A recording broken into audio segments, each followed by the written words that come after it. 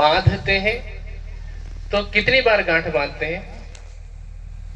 एक बार बांध के तो कोई भी नहीं छोड़ता है ना, क्योंकि एक गांठ पे खुलने की संभावना ज्यादा रहती है, तो दोबारा हम गांठ बांधते हैं। तो संस्कृत व्याकरण में इसी बात को कहा जाता है द्विबद्धम सुबद्धम भवति। दो बार बांध देने से मजबूती से बंधता है। यहां अवसर शब्द का प्रयोग मेरे विचार से इसीलिए दो बार किया गया कि सुंदर साथ को और अच्छे से समझ में आए। अवसर कौन सा? दोपहर में हमने अर्जुन जी के मुखारविंद से भी चर्चा सुनी थी एक प्रकरण की। उस प्रकरण की पहली चौपाई ही थी आवो अवसर केम भूलिए। मैं तो सोच के नहीं बैठा था, देखिए मैं तबला बजा रहा था, चर्चा स्वामी जी की थी। अचानक से मुझे कहा गया कि चर्चा करनी है, सामने वही वाणी रखी हुई थी, मैंने शुरू किया। इसका मतलब क्या है? राज जी परोक्ष रूप से संकेत कर रहे हैं कि अवसर सुंदर साथ को समझ में आना चाहिए, क्योंकि दोपहर में अर्जुन जी ने भी चर्चा की थी तो वही चौपाई आई थी अवसर वाली ही। अभी भी वही चौपाई पर बोलने का भाव आया और उसमें दो दो बार अवसर कहा है। इसका तात्पर्य ये है कि हम कहीं ना कहीं, हम का तात्पर्य जितने सुंदर साथ मेरी बात को सुन रहे हैं या भविष्य में सुनने वाले हैं, कहीं ना कहीं हमें मिले हुए अवसर को गंवा रहे हैं। और हर किसी के लिए ये बात नहीं कही जा रही है। ये चौपाई किसके लिए कही जा रही है? देख के अवसर भूलही। जो लोग देखने के बाद, अर्थात देखने का मतलब ज्ञान दृष्टि से देखने के बाद, जैसे बहनें माताएं घर पे जब खाना बनाती हैं तो सब्जी में नमक ज्यादा है कि कम है, कहते हैं देखो ना, देख के तो पता नहीं चलता है ना। वहां देखने का तात्पर्य किससे है? अनुभव से। हमारी ज्ञानेंद्रियों के माध्यम से जो कुछ भी ज्ञान हम अनुभव में लाते हैं, उन सब के लिए देखना शब्द प्रयोग किया जा सकता है। जैसे ये कपड़ा बहुत नरम है, छू के देखो। छुआ जाता है, देखा नहीं जाता है, पर छू के देखो। फलाना व्यक्ति बहुत अच्छा गाता है, एक बार सुन के तो देखो, है ना। सुनना कान का विषय है, देखना नहीं है। यहाँ देखने का मतलब है जानने से।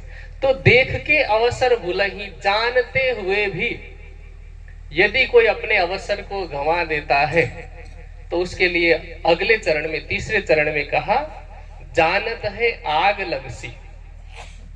जानबूझ करके यदि कोई अपने अवसर को गंवा देता है तो ऐसे व्यक्ति को आग लग जाएगा। आग लगने का तात्पर्य क्या है? पश्चाताप की आग में।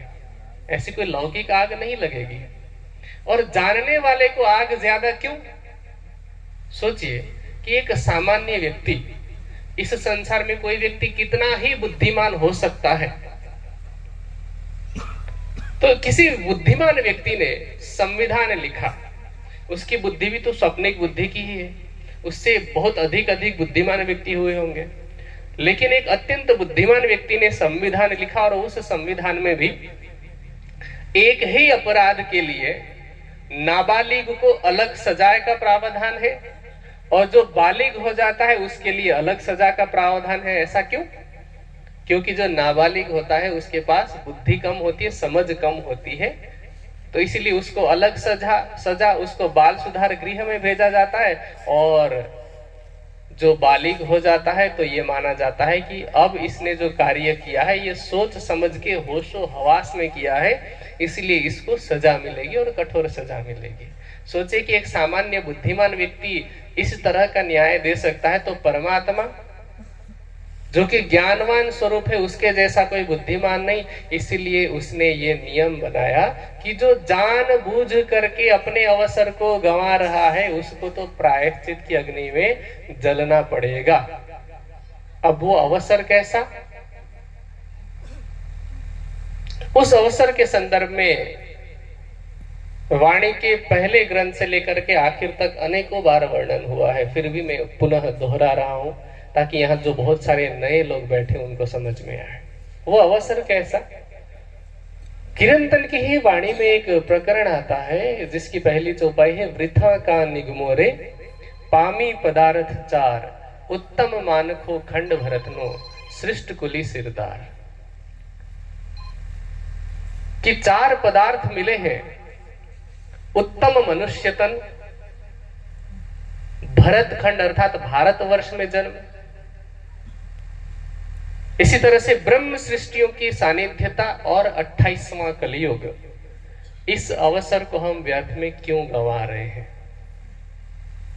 मनुष्य तन को उत्तम कहने का तात्पर्य क्या है? उत्तम मान को, है ना? क्यों मनुष्य को उत्तम कहा है? अच्छे अच्छे चेहरे हैं इसलिए नहीं, क्योंकि सुंदरता तो हम कहते हैं कि beauty lies in the eyes of beholder, देखने वाले की आंख में सुंदरता होती है। सुंदरता की परिभाषा सबकी अलग अलग होगी। भारतवर्ष में जैसे पतले पतले होंठ होते हैं और आंखों की उपमा दी जाती है कि सुंदर आंखें हिरनी की तरह आंख होती है, उसको सुंदर कहा जाता है।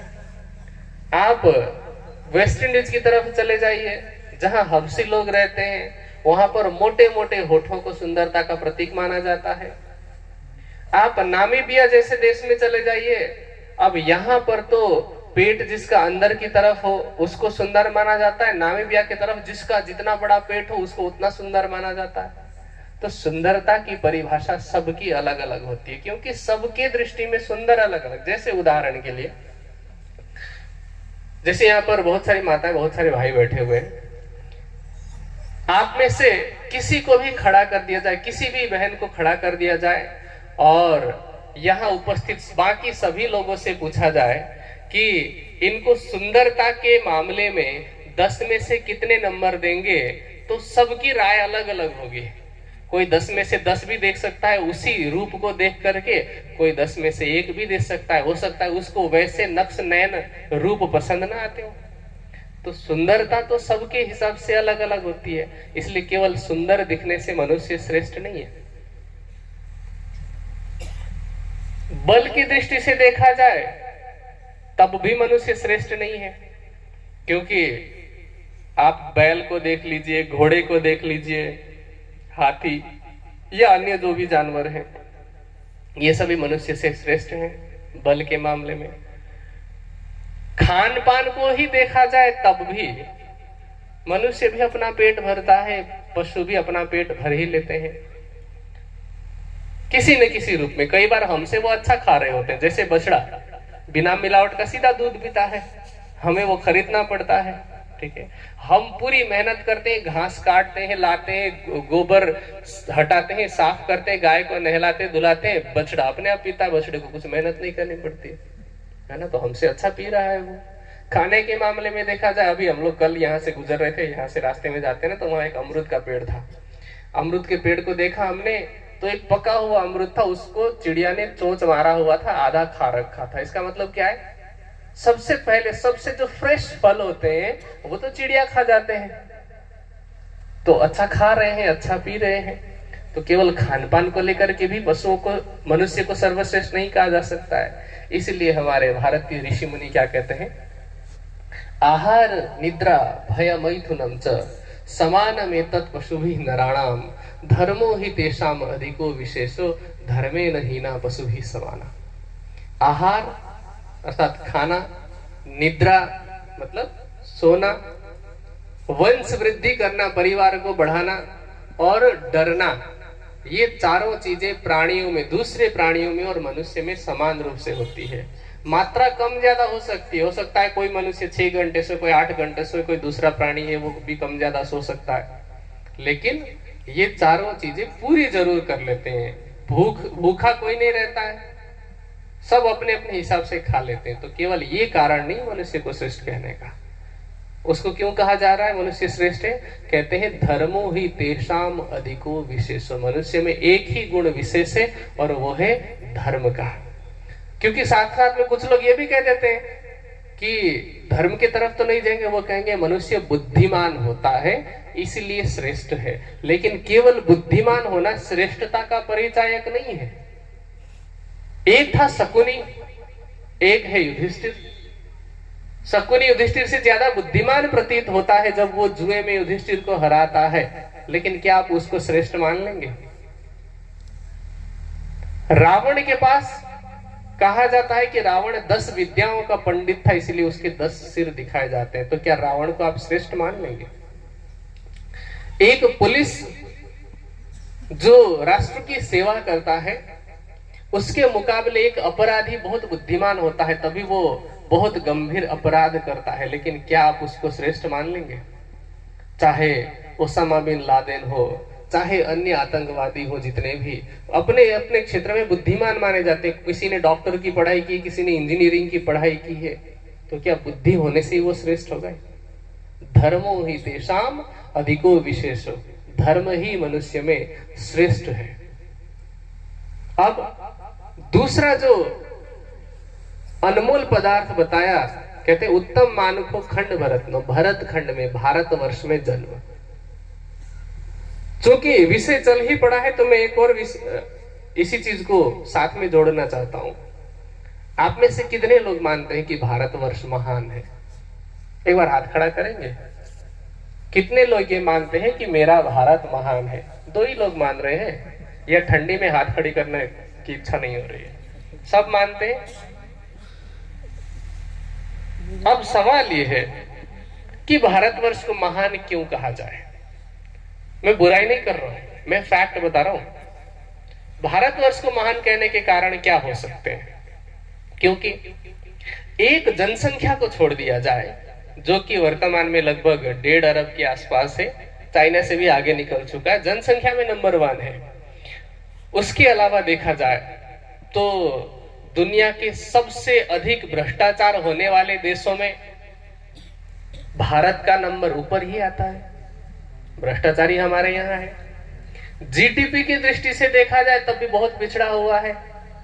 धीरे धीरे अभी ग्रो कर रहा है, वो अलग चीज है, पर नंबर 1 तो नहीं है ना। हम कहते हैं भारत को विश्व गुरु, किस बात का गुरु?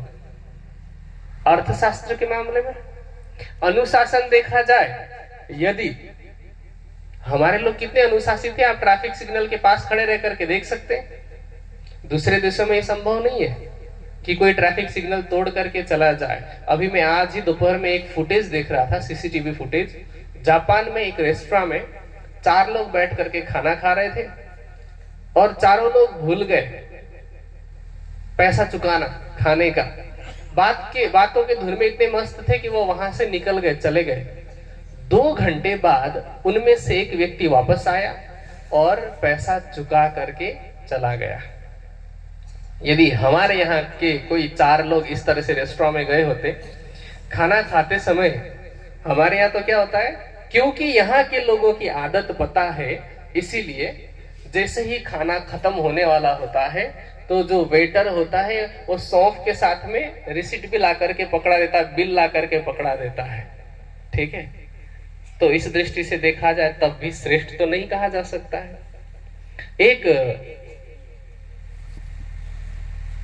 जर्मनी का एक सीन था, किसी ने फेसबुक पे पोस्ट कर रखा था कि सड़क के किनारे ऑर्गेनिक शहद की दुकान है।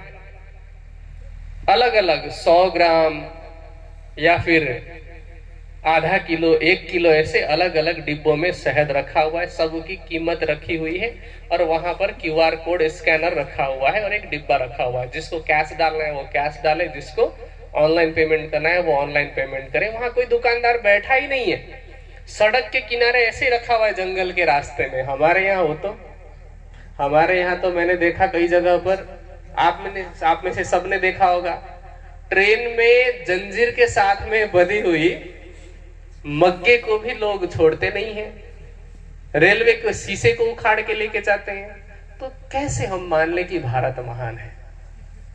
मैं बुराई नहीं कर रहा हूं, मैं आपके मन में सवाल डाल रहा हूं। तो ये सब कारण नहीं है भारत को महान कहने के। भारत महान है तो क्यों है पता है? भारत विश्व गुरु है, वो इसके नाम में ही छिपा हुआ है। भारत, भायाम रतः इति भारत। भा कहते हैं प्रकाश को, जैसे आभा, आभा मतलब प्रकाश। कौन सा प्रकाश? ज्ञान का प्रकाश। और रत मतलब लगा हुआ है। जो ज्ञान में लगा हुआ हो वह भारत है। हमारे भारत ने विश्व को यदि कुछ दिया है तो वह है ज्ञान। वह भी कौन सा ज्ञान?